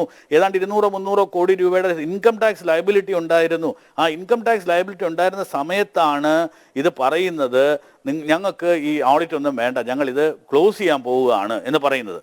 അതിനകത്ത് ഒരു സമഗ്രമായ മാറ്റമുണ്ടാക്കി 2016 മറ്റോ ആണ് ഒരു സമഗ്രമായ മാറ്റമുണ്ടാക്കി. ആ മാറ്റം അനുസരിച്ച് ഇതിനെ ഒരു ബോഡി കോർപ്പറേറ്റ് ആണെന്ന് പറയുന്നു. ഈ പറയുന്ന എന്തെങ്കിലും പേരെഴുതി വെച്ചാൽ അത് ബോഡി കോർപ്പറേറ്റ് ആവും. അങ്ങനെ ആണെങ്കിൽ ഞാൻ ചോദിക്കുന്നത്, നാളെ മിനിസ്ട്രി ഓഫ് കോർപ്പറേറ്റ് അഫയേഴ്സിൽ നിന്ന് ഈ എൻഫോഴ്സ്മെന്റ് ഡയറക്ടറേറ്റ് നോട്ടീസ് അയച്ചതുപോലെ നാളെ മിനിസ്ട്രി ഓഫ് കോർപ്പറേറ്റ് അഫയേഴ്സിൽ നിന്ന് നിങ്ങൾ എന്തുകൊണ്ട് നിങ്ങൾ ഇതിന്റെ റിട്ടേണും മറ്റും ഫയൽ ചെയ്തില്ല എന്ന് ചോദിച്ചാൽ അതിന് ഉത്തരം പറയാൻ എന്താ പറയുന്നത്? പുതിയ ഏജൻസി കൊണ്ടുവന്നെന്ന് പറയുമോ? ഇനി ആരാ ഷെയർ ഹോൾഡേഴ്സ് ഉള്ളത്? ഈ ബോഡി കോർപ്പറേറ്റ് എന്ന് പറയുമ്പോഴത്തേക്ക് നമുക്ക് ഇതിനകത്ത് കമ്പനി ഉണ്ടോ, ഷെയർ ഉണ്ടോ, ഷെയർ ഹോൾഡേഴ്സ് ഉണ്ടോ? അതിന് ഈ പറയുന്ന ബോറോയിങ് പവേഴ്സ് അതിനകത്ത് എഴുതിയിട്ടുണ്ടോ? ആ ബോറോയിങ് പവേഴ്സ് അനുസരിച്ചാണോ നമ്മൾ ബോറോ ചെയ്തിരിക്കുന്നത്? ഇങ്ങനെയുള്ള ഒരുപാട് കാര്യങ്ങളുണ്ട്. അപ്പോൾ ആളുകളെ പറഞ്ഞ് തെറ്റിദ്ധരിപ്പിക്കുക, കൺഫ്യൂസ് ചെയ്യുക എന്നുള്ള രീതിയിലാണ് എനിക്ക് തോന്നുന്നത് ഈ ചർച്ചകൾ മുഴുവൻ കൊണ്ടുപോകുന്നത്. ഒരു ശരിയായ ഇതല്ല. എസ്പെഷ്യലി വളരെ സീനിയർ ആയിട്ടുള്ള വളരെ റെസ്പോൺസിബിൾ പൊസിഷനിലിരിക്കുന്ന ഹരിലാൽ സാറിനെ പോലുള്ള ആളുകൾ അതിനെ സപ്പോർട്ട് ചെയ്ത് സംസാരിക്കുമ്പോഴാണ് വിഷമം. ഇതിനകത്ത് നമ്മൾ എത്രയോ കാര്യങ്ങളുണ്ട്. ഇതിനകത്ത് രാഷ്ട്രീയമല്ല. എൻ്റെയും നിങ്ങളുടെയൊക്കെ നാട് നന്നാകുക, പ്രവാസികൾ ഈ 10% പലിശ കൊടുക്കുക, ഇവൻ 7.5-8% എന്ന് പറയുന്നത് പോലും ഒരു പക്ഷേ നമുക്ക് എത്രയോ NRI ഡെപ്പോസിറ്റ്സ് വന്നേനെ. അങ്ങനെയുള്ള സ്ഥലത്ത് നിന്ന് മാറിയിട്ട് വളരെ ദുരൂഹമായ രീതിയിൽ മസാല ബോണ്ട് എന്ന് പറഞ്ഞ് ഇതാർക്കും മനസ്സിലാകാത്ത രീതിയിൽ കുറേ ഡോക്യുമെന്റ്സ് ഉണ്ടാക്കുക, അതിനെ കൊണ്ടുപോയി ലിസ്റ്റ് ചെയ്യുക, അതിനിവിടെ വന്നിട്ട് അതിനെപ്പറ്റി എന്തെങ്കിലും ഒരു കേസ് കൊടുക്കുമ്പോൾ അതിന് ഗൂഢാലോചനയാണെന്ന് പറയുക, അതിന് തുരങ്കം വയ്ക്കാൻ പറയുക. ഇതെല്ലാം ഈ പറയുന്നതിൽ ഐ സ്റ്റിൽ ഫീൽ ഇതിനകത്ത് എന്തൊക്കെയോ വലിയ പ്രോബ്ലംസ് ഉണ്ട്. എനിക്ക് തോന്നുന്നത് ഈ ED നോട്ടീസിന്റെ കാര്യം ഒരുപക്ഷെ പേടിച്ചായിരിക്കണം അദ്ദേഹം 3-4 ദിവസം മുമ്പ് ഈ പറയുന്ന ഒരു കോൺട്രവേഴ്സി റേക്കപ്പ് ചെയ്തത്. അല്ലെങ്കിൽ അങ്ങനെ ഒരു ആവശ്യം വരുന്ന കാര്യമില്ല. അദ്ദേഹത്തിന് ഒരു പക്ഷേ വല്ല ഇൻഫർമേഷൻ കിട്ടിക്കാണാം, അല്ലെങ്കിൽ ഈ പറയുന്ന വാട്സാപ്പ് മെസ്സേജൊക്കെ അദ്ദേഹത്തിന് എങ്ങനെയാണ് കിട്ടുന്നത്? അപ്പോൾ ഒരു എൻഫോഴ്സ്മെന്റ് ഡയറക്ടറേറ്റ് ഒരു ഇൻഫർമേഷൻ സീക്ക് ചെയ്ത് ഇൻകം ടാക്സിൽ നിന്ന് ഒരു ഇൻഫർമേഷൻ സീക്ക് ചെയ്യുന്ന അതേപോലെ തന്നെയാണ് എൻഫോഴ്സ്മെന്റ് ഡയറക്ടറേറ്റിന് ഇൻഫർമേഷൻ സീക്ക് ചെയ്യാൻ പറ്റുന്നത്. നിങ്ങളുടെ കയ്യിൽ നിന്ന് ആരാണ്? നമ്മുടെ ഒരുപാട് ക്ലയൻസിന്, ഞാൻ പ്രാക്ടീസ് ചെയ്യുന്ന ഒരാളാണ്, നമ്മുടെ ക്ലയൻസിന് ഇതുപോലെയുള്ള എൻഫോഴ്സ്മെന്റ് ഡയറക്ടറേറ്റിൽ നിന്ന് നോട്ടീസ് വരാറുണ്ട്. ആ നോട്ടീസിന് ഉത്തരം പറഞ്ഞു കൊടുക്കാറുണ്ട്, അവരെ കൊണ്ട് എക്സ്പ്ലെയിൻ ചെയ്യാറുണ്ട്. ആ കാര്യത്തിന് മാത്രമല്ലേ ഇപ്പോൾ പറഞ്ഞിട്ടുള്ളൂ. അല്ലാതെ ഇതിനകത്ത് പെട്ടെന്ന് തന്നെ ഇതിനകത്ത് വലിയ എന്തോ ഒരു പ്രോബ്ലം വന്നു, എൻഫോഴ്സ്മെന്റ് ഡയറക്ടറേറ്റിനെ കൊണ്ട് ഗവൺമെന്റിനെ ഡീസ്റ്റെബിലൈസ് ചെയ്യുന്നു എന്നൊക്കെ പറയുന്ന നറേറ്റീവ്സ് വളരെ തെറ്റായിട്ടുള്ള രീതിയിലുള്ള പറച്ചിലാണ്. എന്തൊക്കെ പറഞ്ഞാലും ശരി തന്നെ ഈ കിഫ്ബി എന്ന് പറയുന്നതിന്റെ കോൺസ്റ്റിറ്റ്യൂഷനാലിറ്റി ക്വസ്റ്റ്യൻ ചെയ്തിട്ടുണ്ട്, ഫയൽ സ്വീകരിച്ചിട്ടുണ്ട്. അദ്ദേഹം ചെയ്യേണ്ട കാര്യം എന്ന് പറയുന്നത് ഇതിനകത്ത് അതിനുള്ള അഫിഡവിറ്റ് ഫയൽ ചെയ്യുക, അങ്ങനെയുള്ള ലീഗലി ഉള്ള ചലഞ്ചിന് അദ്ദേഹം തിരിച്ച് റിപ്ലൈ ചെയ്യുക. 2, ഈ പറയുന്ന ചട്ടലംഘനവും മറ്റുള്ള കാര്യങ്ങളെ പറ്റി എന്താണ് എന്നുള്ളത് ഈ നിയമസഭയുടെ റൂൾസ് ആൻഡ് റെഗുലേഷൻസ് വയലേറ്റ് ചെയ്യുന്നതിൻ്റെ ആഫ്റ്റർ ഇഫക്ട്സ് ഇത് ചെയ്യുക. പിന്നെ എൻ്റെ അടുത്ത് പലപ്പോഴും പല ഇതിലും ചോദിക്കുന്നുണ്ട്, എങ്ങനെയാണ് കേരളം ഡെവലപ്പ് ചെയ്യേണ്ടത്? കേരളം ഡെവലപ്പ് ചെയ്യണമെങ്കിൽ ഇവിടെ വ്യവസായം വരണം, ഇവിടുത്തെ ആളുകളെ ജോലി ചെയ്യാൻ സമ്മതിക്കണം, എംപ്ലോയ്മെന്റ് ജനറേറ്റ് ചെയ്യണം. അല്ലാതെ 50,000 രൂപ കടമെടുത്ത് പാലം പണിഞ്ഞാൽ ഇവിടെ ജോലി ഉണ്ടാകില്ല. ഇവിടുത്തെ എക്സ്പെൻഡിച്ചർ നടന്നിരുന്നത് പ്രവാസികൾ പാടുപെട്ട് വെളിയിൽ പോയി പൈസ ഉണ്ടാക്കി ഇവിടെ കൊണ്ടുവന്ന് എക്സ്പെൻഡിച്ചർ നടത്തുമ്പോഴാണ് ഇവിടെ നമുക്ക് GDP കൂടിയിട്ടുള്ളത്. അല്ലാതെ ഇവിടുത്തെ പ്രൊഡക്ടിവിറ്റി കൂടിയിട്ടല്ല. സാറിന് അത് വളരെ കൃത്യമായിട്ട് അറിയാവുന്നതാണ്. അപ്പോൾ ഇവിടെ ചെയ്യേണ്ടിയിരിക്കുന്ന കാര്യം എന്ന് പറയുന്നത് കുറച്ചുകൂടെ ഇൻവെസ്റ്റ്മെന്റ് ഒരു സൗഹൃദ സംസ്ഥാനമായി മാറണം. ഇവിടുത്തെ ഈ പറയുന്ന കാടൻ നിയമങ്ങളും മറ്റും കൊണ്ടുവന്ന ആളുകളെ ഇത് ചെയ്യല്ല. പ്രവാസികൾ ഇവിടെ വന്ന് ബിസിനസ് ചെയ്യുമ്പോൾ അവർ ആത്മഹത്യയിൽ തള്ളിവിടുന്നതല്ല ഇവിടെ നടക്കേണ്ടത്. ഇവിടുത്തെ ഡെവലപ്മെന്റ് വരണമെങ്കിൽ ഇവിടെ വാസ്തവം പറയാൻ നിങ്ങൾ ഓരോ കാര്യങ്ങളും നോക്കുക. സ്മാർട്ട് സിറ്റി പോലുള്ള പ്രോജക്ട്സ് നോക്കിയാൽ തന്നെ 1 മിനിറ്റ് ആണല്ലേ, ഇത് എന്തായാലും ഡെഫിനറ്റ് ആയിട്ട് ഇത് കേൾക്കണം. അതായത് സ്മാർട്ട് സിറ്റിക്ക് നമ്മൾ 900 crores ആണ് നമ്മൾ ഒരു ലാൻഡ് കൊടുത്തിരിക്കുന്നത്. ഏതാണ്ട് 90,000 1 lakh എംപ്ലോയ്മെന്റ് ജനറേറ്റ് ചെയ്യാൻ. ഇന്ന് എത്ര പേർക്ക് ജനറേറ്റ് ചെയ്തിട്ടുണ്ട്? 4,000 പേർക്ക് കഷ്ടിച്ചിരിക്കാനുള്ള പ്രോപ്പർട്ടി മാത്രമേ അവിടെ ഡെവലപ്പ് ചെയ്തിട്ടുള്ളൂ. ഇവിടെ ടെക്നോ പാർക്ക് ഫേസ് 3 എന്നും മറ്റുമൊക്കെ പറഞ്ഞ് 1000 കോടി രൂപ ഇട്ടിട്ട് ഇവിടെ ലാൻഡ് എടുത്തിട്ടുണ്ട്. ഒരു ബിൽഡിംഗ് പോലും വച്ചിട്ടില്ല. ഇവിടുത്തെ എല്ലാ പ്രോജക്ട്സിലും എന്തെങ്കിലുമൊക്കെ അഴിമതിയെന്നോ അല്ലെങ്കിൽ പ്രശ്നങ്ങളോ ഈ ടോറസിന്റെ ഇഷ്യൂസ് വരുന്നു. എല്ലാ കാര്യങ്ങളിലും നമ്മൾ ഒരു പ്രോജക്റ്റ് ഇത് കടമെടുത്ത് 50,000 കോടി എടുത്താൽ റീപേ ചെയ്യേണ്ടത് 1 ലക്ഷം കോടിയാണ് എന്ന് ഒരിക്കൽ ഫിനാൻസ് മിനിസ്റ്റർ തന്നെ പറഞ്ഞു. അതാണോ നമുക്ക് വേണ്ടത് ഡെവലപ്മെന്റിന്?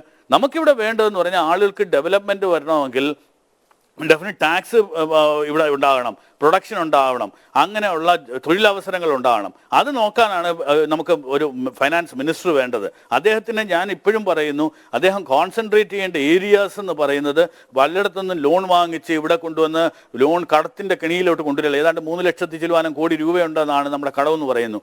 അവിടെ അല്ല നമ്മൾ ചെയ്യേണ്ടത്. നമ്മൾ ഇവിടുത്തെ ലോക്കലി ഇന്ന് തമിഴ്നാട് കാണൂ, തമിഴ്നാട്ടിലെ ഇന്ന് ഉള്ള ഡെവലപ്മെന്റ് മുഴുവൻ അവിടുത്തെ മാനുഫാക്ചറിങ് സെക്ടർ ഓപ്പൺ അപ്പ് ചെയ്തതുകൊണ്ടാണ്. അവിടുത്തെ ആളുകൾക്ക് ജോലിയുണ്ട്, അവിടെ വെൽഫെയർ സ്റ്റേറ്റ് ആയിട്ട് മാറിയിരിക്കുന്നു. അതിൻ്റെ കാര്യങ്ങളൊക്കെ നമുക്ക് എല്ലാവർക്കും വളരെ ഇതായിട്ട് എവിഡൻ്റ് ആയിട്ട് കാണാൻ ഒക്കുന്നതാണ്. അതും ചെയ്യാതെ നമ്മൾ എപ്പോഴും ഒരു ക്രൈ ബേബി ആയിട്ട് സെൻറ്ററിനെ കുറ്റം പറയുന്നു. നമ്മൾ വെറുതെ അനാവശ്യമായിട്ടുള്ള കാര്യങ്ങൾ ആളുകളുടെ ശ്രദ്ധ ഡിഫ്ലക്റ്റ് ചെയ്യുന്നു. ഇങ്ങനെ ഒരു രീതി അല്ല ഞാൻ ഒരിക്കലും ഒരു തോമസ് ഐസക് എന്ന് പറയുന്ന ഒരു വളരെ സ്റ്റഡീഡ് ആയിട്ടൊരു മനുഷ്യൻ എന്ന് പ്രതീക്ഷിക്കുന്നത്. എന്റെ finance minister should be more ഒരു സൗഹൃദം ഉണ്ടായിട്ടിരിക്കുന്ന ആളായിരിക്കണം, ഒരു വ്യവസായം ഇവിടെ ഉണ്ടാവണം. അങ്ങനെയുള്ള കാര്യങ്ങളിലേ നമ്മൾ എല്ലാവരും നോക്കുന്നേ. ഡെവലപ്മെന്റിന് പകരം വികസനത്തെക്കുറിച്ചുള്ള നമ്മുടെ സമീപനം, നമ്മുടെ കാഴ്ചപ്പാട് തന്നെ മാറേണ്ടിയിരിക്കുന്നു. ഡോക്ടർ കെ എൻ ഹരിലാലിൻ്റെ അഭിപ്രായം കൂടി എനിക്ക് അറിയേണ്ടതുണ്ട്. അതിനു മുമ്പ് ഒരു ഇടവേള കൂടി. ചർച്ചയുടെ അവസാന ഘട്ടത്തിലേക്ക് കടക്കുന്നു. ഡോക്ടർ ഹരിലാൽ, സോവറിൻ ഗ്യാരണ്ടി ഇല്ലാതെ വിദേശത്ത് നിന്ന് വായ്പ കൊണ്ടുവന്നിരുന്നെങ്കിൽ കൈയടിച്ച് അംഗീകരിച്ചേനെ. പക്ഷേ ഇവിടെ നേരത്തെ ശ്രീ രഞ്ജിത്ത് കാർത്തികേയൻ ചൂണ്ടിക്കാണിച്ചതുപോലെ നമ്മുടെ സംസ്ഥാനത്തെ കടക്കെണിയിലേക്ക് തള്ളിയിട്ടുകൊണ്ടുള്ള വികസനം, അതും അടിസ്ഥാന സൗകര്യ വികസനം, അതിൻ്റെ ഭാഗമായിട്ടാണല്ലോ ഈ കിഫ്ബിയും മസാല ബോണ്ടുകളും ഒക്കെ വരുന്നത്. അപ്പോൾ അത്തരത്തിലുള്ള ഒരു സമീപനമാണോ നമ്മുടെ വികസനത്തിൻ്റെ കാര്യത്തിൽ സ്വീകരിക്കേണ്ടത്? എനിക്കൊരു കാര്യം കൂടി ചോദിക്കാനുണ്ട്. താങ്കൾ ആസൂത്രണ ബോർഡ് അംഗം കൂടിയാണ്. ആസൂത്രണ ബോർഡ് മാർഗനിർദ്ദേശം നൽകിയിട്ടാണോ ഇങ്ങനെയൊക്കെ മുന്നോട്ട് പോകുന്നത്? ഈ കിഫ്ബിയുടെ കാര്യത്തിലും മസാല ബോണ്ടുകളുടെ കാര്യത്തിലൊക്കെ വ്യക്തമായ കൂടിയാലോചനകൾ ആസൂത്രണ ബോർഡിൽ നടന്നിട്ടുണ്ടോ? സ്വാഭാവികമായും നിയമസഭ അംഗീകരിച്ചതൊക്കെയാണ്. പക്ഷേ എങ്കിലും ഇതിനൊക്കെ ആരാണ് മുൻകൈയെടുത്തത്? ഇതൊക്കെ ധനകാര്യമന്ത്രിയുടെ മസ്തിഷ്കത്തിൽ നിന്ന് വരുന്ന ചിന്തകൾ മാത്രമാണോ? അതിനനുസരിച്ചുള്ള ഒരു പ്ലാൻ അദ്ദേഹം തയ്യാറാക്കി മുന്നോട്ട് പോകുന്നതാണോ? ഏകപക്ഷീയമായി മുന്നോട്ട് പോയതാണോ? അതിൽ കൂടി ഒരു വ്യക്തത വരുത്തേണ്ടതുണ്ട്. ആ ചോദ്യത്തിലേക്ക് വരുന്നതിന് മുമ്പ് ശ്രീ രഞ്ജിത്ത് കാർത്തികേയൻ സൂചിപ്പിച്ച ചില കാര്യങ്ങളെ കുറിച്ച് ചെറുതായിട്ടൊന്ന് പ്രതികരിക്കേണ്ടതായിരുന്നു. അദ്ദേഹം കേരളത്തിന്റെ വികസനത്തിന് മറ്റ് സംസ്ഥാനങ്ങളെ മാതൃകയാക്കുന്നതിനെ കുറിച്ചൊക്കെ വളരെ വിശദമായി സംസാരിച്ചു. എനിക്ക് ആ അഭിപ്രായങ്ങളോടൊന്നും ഒട്ടും യോജിപ്പില്ല എന്ന് പറയാൻ ഞാൻ പറയുകയാണ്. കാരണം കേരളം ഈ ഇന്ത്യയിലെ മറ്റ് സംസ്ഥാനങ്ങളിൽ നിന്ന് ഒരുപാട് പഠിക്കണം, തിരിച്ച് മറ്റ് സംസ്ഥാനങ്ങളൊന്നും കേരളത്തിൽ നിന്ന് പഠിക്കണ്ട എന്നുള്ള നിലപാട് ബാലിശ. ഇപ്പോ കേരളത്തെ എല്ലാ കാര്യങ്ങളിലും നമ്മളിപ്പോ വികസനവുമായി ബന്ധപ്പെട്ട് നടത്തുന്ന താരതമ്യ പഠനങ്ങളിലെല്ലാം കേരളത്തിന്റെ സ്ഥിതി മറ്റ് സംസ്ഥാനങ്ങളെക്കാൾ എത്രയോ ഭേദമാണ്. തമിഴ്നാടിന്റെ കാര്യം തമിഴ്നാട് തീർച്ചയായിട്ടും തമിഴ്നാടും കർണാടകവും ഒക്കെ കേരളത്തിനോട് ഒപ്പമെത്താൻ വേണ്ടി പരിശ്രമിക്കുന്നുണ്ട് പല കാര്യങ്ങളും. പക്ഷേ ഏറ്റവും പുതിയ പഠനങ്ങളും സൂചിപ്പിക്കുന്നത് കേരളത്തിന്റെ മനുഷ്യ വികസന സൂചകങ്ങളുടെ എല്ലാം കാര്യത്തിൽ, ഈവൻ സാമ്പത്തിക വളർച്ചയുടെ കാര്യത്തിൽ പോലും നമ്മൾ മെച്ചപ്പെട്ട നിലയിലാണ്. അപ്പോൾ അങ്ങനെ മെച്ചപ്പെട്ട നിലയിൽ നിൽക്കുന്ന ഒരു സംസ്ഥാനം, അതിന് സഹായകരമായി വന്ന സാമ്പത്തിക നയങ്ങൾ, അതിനെയൊക്കെ അംഗീകരിച്ചുകൊണ്ട് മാത്രമേ നമുക്ക് ഉത്തരേന്ത്യയിലെ സംസ്ഥാനങ്ങളെയൊക്കെ മാതൃകയാക്കുന്നതിനെ കുറിച്ച് ആലോചിക്കേണ്ടതായിട്ടുള്ളൂ എന്നുള്ളതാണ് ഞാൻ ആ കാര്യത്തിൽ സുചിന്തിതമായി എടുക്കുന്ന ഒരു നിലപാട്. ഞാൻ മാത്രമല്ല, ഒരുപക്ഷെ വികസന പഠനം നടത്തുന്ന ഏറെ പേരും ആ തരത്തിൽ ഉള്ള അഭിപ്രായം ഉള്ളവരായിരിക്കും. ഇനിയിപ്പോ മാനുഫാക്ചറിങ് ഇൻഡസ്ട്രിയുടെ കാര്യമാണെങ്കിൽ ഈ ജനജാഗരൺ മനുഷ്യമായി ബന്ധപ്പെട്ട ഒരു ആളെന്നുള്ള നിലയിൽ അദ്ദേഹത്തോട് ഞാൻ പറയട്ടെ, നമ്മുടെ ഇന്ത്യൻ വ്യവസായ രംഗത്ത് ഒരു വലിയ ഡീഇൻഡസ്ട്രിയലൈസേഷൻ നടന്നുകൊണ്ടിരിക്കുകയാണ് എന്നുള്ള കാര്യം എല്ലാവരും അംഗീകരിക്കുന്നതാണ്. മറ്റു രാജ്യങ്ങളെ അപേക്ഷിച്ച് നമ്മുടെ വ്യാവസായിക രംഗത്ത് ഒരു മുരടിപ്പാണ് സംഭവിച്ചുകൊണ്ടിരിക്കുന്നത് 1-2 ദശാബ്ദക്കാലമായിട്ട്. അതിപ്പോ NDA ഗവൺമെന്റിനെ മാത്രം ഞാൻ അക്കാര്യത്തിൽ കുറ്റം പറയില്ല. ഇപ്പൊ വികസന മഞ്ചിന്റെ ആൾക്കാർ ഇത് കുറെയൊക്കെ ബോധ്യമുള്ളവർ അതിനകത്തുണ്ട് എന്നുള്ളതാണ് അവരുടെ ലേഖനങ്ങളിൽ നിന്നൊക്കെ ഞാൻ പലപ്പോഴും മനസ്സിലാക്കിയിട്ടുള്ളത്. അപ്പോ നമുക്ക് ഈ പല നോർത്ത് ഇന്ത്യൻ സംസ്ഥാനങ്ങളുടെയും മാതൃക കേരളത്തോട് കൊണ്ടുവരാൻ ആവശ്യപ്പെടുന്നത് ഒരു കടന്ന കൈയാണ്. വിഭവങ്ങളുടെ ന്യായമായ വിതരണത്തിന്റെ കാര്യത്തിൽ, വരുമാനത്തിന്റെ വിതരണത്തിന്റെ കാര്യത്തിൽ, ആധുനികവൽക്കരണത്തിന്റെ കാര്യത്തിൽ ഒക്കെ തന്നെ കേരളം ബഹുദൂരം മുന്നിലാണ്. ചില മേഖലകളിൽ ഒരുപക്ഷെ നമ്മുടെ പിന്നാക്കാവസ്ഥ പരിഹരിക്കുന്നതിന് വേണ്ടി മറ്റ് സംസ്ഥാനങ്ങളിൽ നല്ല പാഠമുണ്ടെങ്കിൽ സ്വീകരിക്കാം എന്നുള്ളതല്ലാതെ വളരെ പടരുന്ന രീതിയിലുള്ള ഒരു നറേറ്റീവിലേക്ക് പോകുന്നതിന് യാതൊരു അർത്ഥം. തീർച്ചയായിട്ടും പ്രവാസികളുടെ സംഭാവനയുണ്ട്. പ്രവാസികളുടെ സംഭാവന ഉണ്ട് എന്ന് പറയുമ്പോൾ നമ്മളൊന്ന് ആലോചിക്കണ്ടേ. നമുക്കെല്ലാവർക്കും അറിയാം, ഇന്ത്യയുടെ വിദേശ നാണയ സമ്പാദ്യത്തിന്റെ ഏറ്റവും സിഗ്നിഫിക്കന്റ് ആയിട്ടുള്ള കോൺട്രിബ്യൂഷൻ നടത്തുന്നത് വിദേശ ഇന്ത്യക്കാരാണ്. അതിൽ മഹാഭൂരിപക്ഷവും കേരളീയരാണ്. പക്ഷെ ഇവരെ ഏതെങ്കിലും തരത്തിൽ അംഗീകരിക്കുന്ന ഒരു നിലപാട് കേന്ദ്ര ഗവൺമെന്റിന്റെ ഭാഗത്ത് മാറി മാറി വന്നിട്ടുള്ള കേന്ദ്ര ഗവൺമെന്റിന്റെ ഭാഗത്തു നിന്ന് ഉണ്ടായിട്ടുണ്ടോ? ഇപ്പൊ ശ്രീ രഞ്ജിത്ത് പറഞ്ഞ 10%, 15% പലിശ കൊടുത്ത് അവരുടെ വിഭവങ്ങൾ ശേഖരിച്ചുകൂടെ? കേന്ദ്ര ഗവൺമെന്റിന് ചെയ്യാം, അത് ഇപ്പോഴും ചെയ്യാം, അത് ചെയ്യുന്നില്ല. സംസ്ഥാന ഗവൺമെന്റിനെ അതിനെ പ്രത്യേകമായി അനുവദിക്കാം. ഈ FRBM ആക്ടിന് പുറത്ത് ഈ വിദേശ മലയാളികളിൽ നിന്ന്, വിദേശ ഇന്ത്യക്കാരിൽ നിന്ന് 10% 9% പലിശയ്ക്ക് വായ്പ എടുക്കാനുള്ളൊരു സാഹചര്യം സംസ്ഥാന ഗവൺമെന്റുകൾക്ക് ഉണ്ടാക്കിയിരുന്നെങ്കിൽ എത്ര നന്നായിരുന്നു. അതിന് അനുവദിക്കാറില്ല. ഇപ്പൊ ഈ കിഫ്ബി വഴിയുള്ള ഈ പ്രവാസി ഡിവിഡൻ പദ്ധതിക്ക് പോലും കിഫ്ബി വഴിയായതുകൊണ്ടാണ് അതുപോലും സാധ്യമാകും. അതാണ് പ്രവാസി മലയാളികളോടുള്ള മാറി മാറി വരുന്ന കേന്ദ്ര ഗവൺമെന്റുകളുടെ നിലപാട് എന്നുള്ളത് പ്രത്യേകം നമ്മൾ നോട്ട് ചെയ്യേണ്ട ഒരു കാര്യമാണ്. ഇനി അങ്ങയുടെ ചോദ്യങ്ങളിലേക്ക് വരാം. ഇവിടെ ഈ ധനമന്ത്രിയുടെ പത്രസമ്മേളനം ഞാൻ കണ്ടില്ല. ഞാൻ കേട്ടത്, മനസ്സിലാക്കിയത്, അദ്ദേഹം ED ചോദ്യങ്ങൾ ചോദിച്ചതല്ല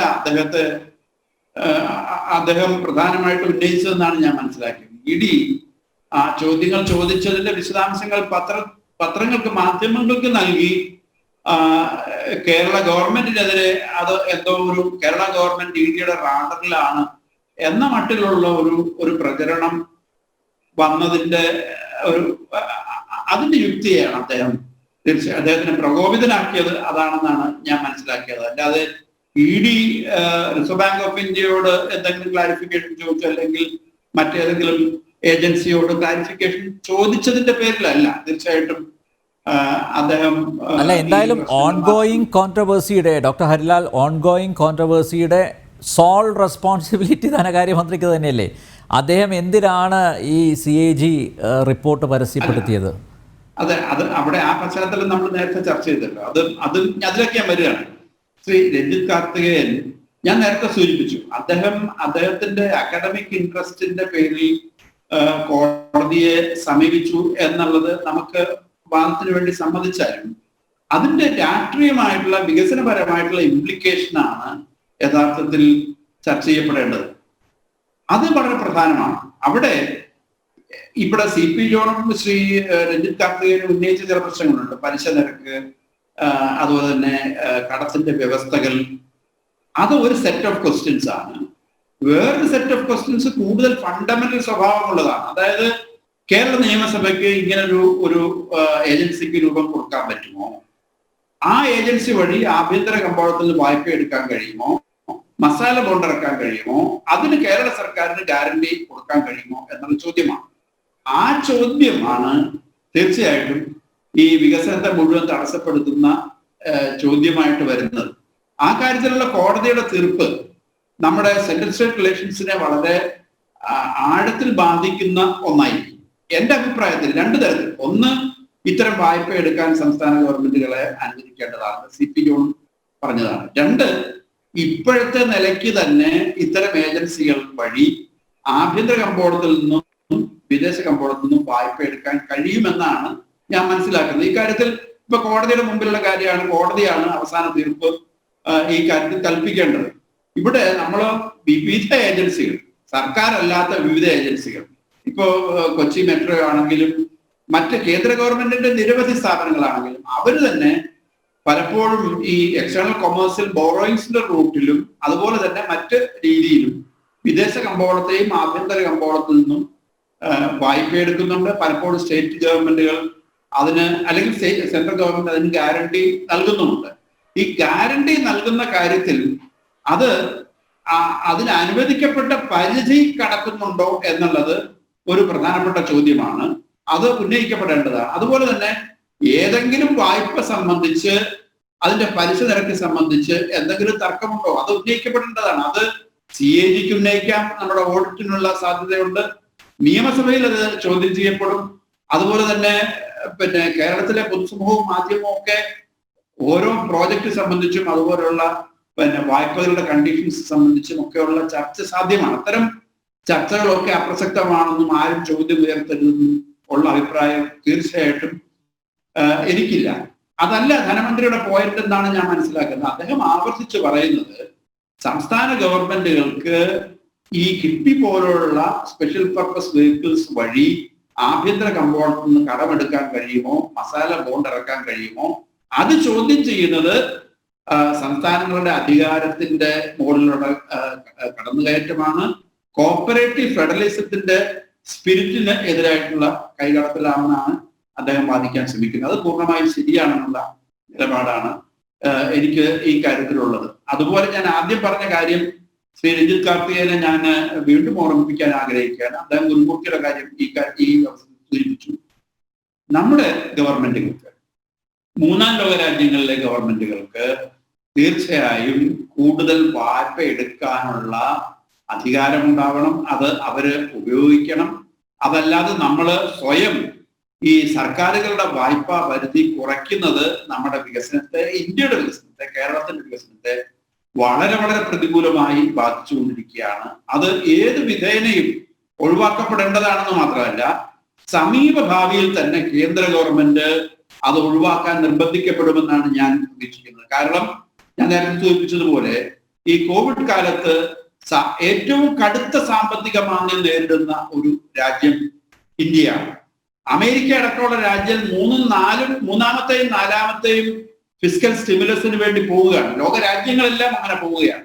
തീർച്ചയായിട്ടും കേന്ദ്രത്തിന്റെ ധനമന്ത്രി നിർമ്മല സീതാരാമൻ ഇതുവരെയുള്ള പൊസിഷൻ വിട്ട് തീർച്ചയായിട്ടും വലിയൊരു സ്റ്റിമുലസ് പാക്കേജിലേക്ക് പോകേണ്ടി വരും. അങ്ങനെയാണെങ്കിൽ കേന്ദ്ര ഗവൺമെന്റ് ഏജൻസികളും കൂടുതൽ വായ്പ എടുക്കാൻ തന്നെ തയ്യാറാവുമെന്ന് മാത്രമല്ല, സംസ്ഥാന ഗവൺമെന്റുകളെയും സ്പെഷ്യൽ പർപ്പസ് വെഹിക്കിളുകളെയും കൂടുതൽ വായ്പ എടുക്കാൻ അനുവദിക്കും എന്നുള്ളതാണ് ഞാൻ പ്രതീക്ഷിക്കുന്നത്.